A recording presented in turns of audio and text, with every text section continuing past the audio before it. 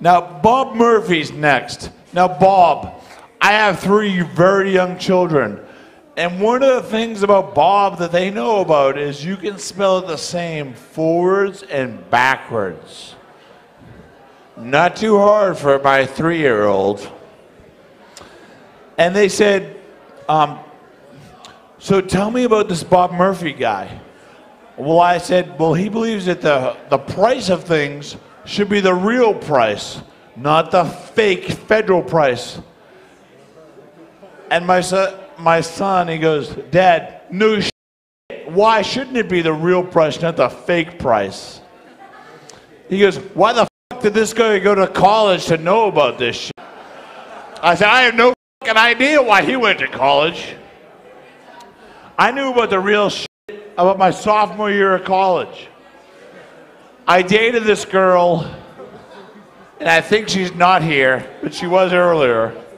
And she sent me 19 beers to my table. It was 25 cents a beer. That was what I was worth back then.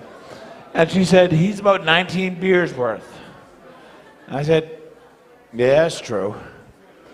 Things always find their equilibrium. And that's economics. Would you not agree, Jason Osborne? Jason Osborne will probably show you his tattoo, sober or non-sober, because it's on his real place. But if you want to see my tattoo, hold on a second. Oh, in other words, I'll just introduce a man who knows really about economics, Bob, forwards and backwards, Murphy.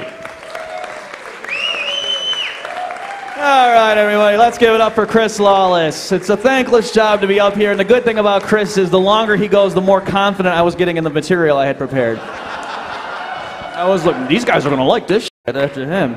So I have to apologize. I didn't actually bring notes and stuff because I thought you can memorize 10 things in a chemistry exam in high school. So I thought we would have to write stuff down. I realized most of these people haven't gotten through high school.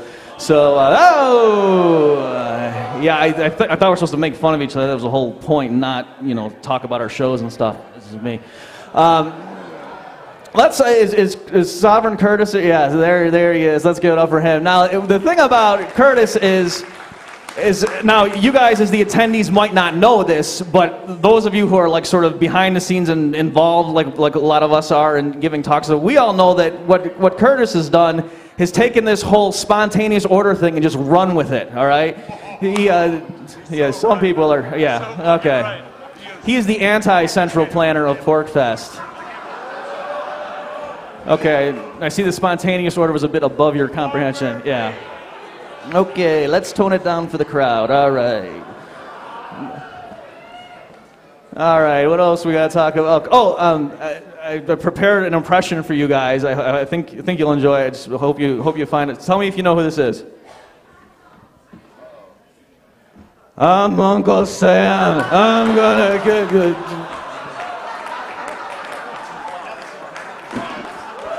Now, I don't know that girl. I'm hoping that was because she's stoned and I'm not making fun of Corky or something. Is that okay? What else can I talk about? Okay, PorcFest. All right, this is my first time here. I feel a little bit of an outsider. I mean, you guys all know each other and stuff. So, but I'm having a good time. There's one thing though. Don't get me wrong. I'm talking about the vendors here. The food tastes awesome. I'm not complaining about the taste of it. My only concern is I've been here for 3 days so far, and my bowel movements have been primarily liquid. Is that? I'll always think of it fondly as Diarrhea Fest 2011. Can I move? Yeah. Would that be okay? Just left or right? Either way. Or if anyone has an umbrella, that would be great. Okay.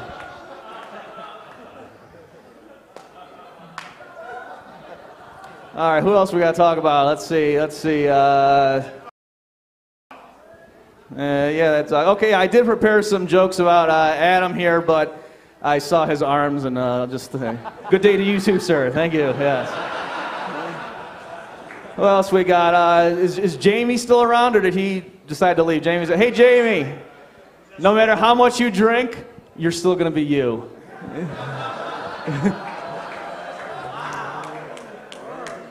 What else we got here? Yeah,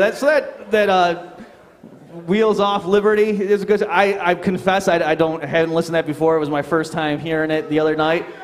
And it was, the term highbrow did not come to mind. You know, so you sort of pushing the envelope. You know, you guys are into like homeschooling, you know, unschooling, and they push it one more to uneducated. But no, I mean, I kid. We're all, you know, doing our part in the movement. You know, I'm working on business cycle theory. You know, Dan D'Amico, if he's here, you know, he works on prison privatization, that kind of stuff. Roderick Long's looking at Aristotelian philosophy and its application to free market economics. And you guys are talking about anal sex. So, I mean, it's just, you know, we all play a small part in the liberty movement. You guys got that one covered. So who else are we going to talk about? I guess Carla. Let's see.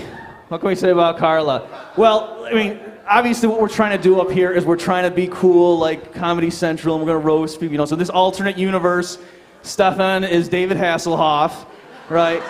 I'm special celebrity guest Jason Alexander, right?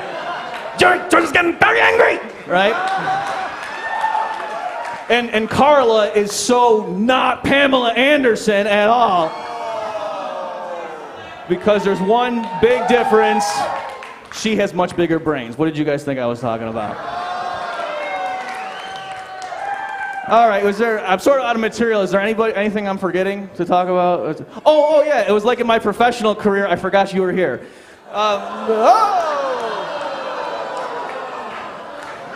So, Stefan, I mean, first of all, as others have alluded to this, but that accent is so fake. What are you doing with that accent? I mean, it's not like, oh, because I'm from Canada. I mean, Mike Myers doesn't sound like that, right? It's not a Canadian. So I think what he did with that is, you know, you start with William Shatner, right? You know, Scotty, we need more power, okay?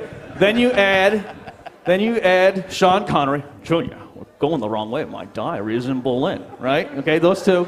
Then the third element, you take a copy of The Fountainhead and you insert it into your rectum, and that is how you make Stefan Molyneux. And it has to be the hardcover. Yeah, the hardcover. Hardcover, absolutely. What do you think we're talking about here? All right, we're hardcore. All right, what else can we say about Stefan? Let's see. Well, the thing about Stefan is, though, that he's refreshingly honest, right? Because no matter what kind of interview you listen to, in contrast to other radio hosts and podcast hosts who are like real full of themselves or something, you can listen to Stefan interview anybody, and several times throughout the episode, he will say how he is not qualified to be talking about that subject at all. Have you noticed that? Now, of course, I don't really know about this, but I think I'll ask you anyway. No, he really does that. It's funny. Well, I guess, you know, the thing is, we make fun of him and stuff, but of course we all love him, and it's true. I look at Stefan and I say, you know, that's kind of the career path I would have chosen if I couldn't get a PhD.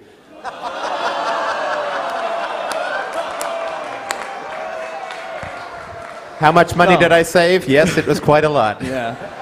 And it's true, though. A lot of us, you know, and we kid and stuff, Joe, but we sit around and, you know, those of us who, you know, have PhDs, we write books that are actually like in Barnes & Noble. You know, we testify before Congress, you know, that kind of stuff. And we all sit around, and this is true, though. I think I speak for all those guys when we say, why are you so popular? It's not fair. Seriously, go to his Wikipedia page. His Wikipedia page is like, Stefan Molyneux, world-renowned philosopher. His former job was fixing hard drives.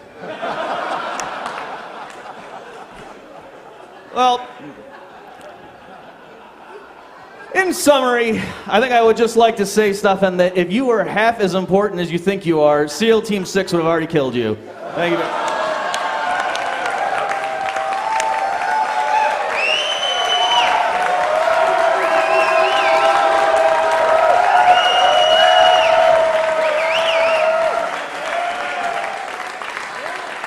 Bob Murphy.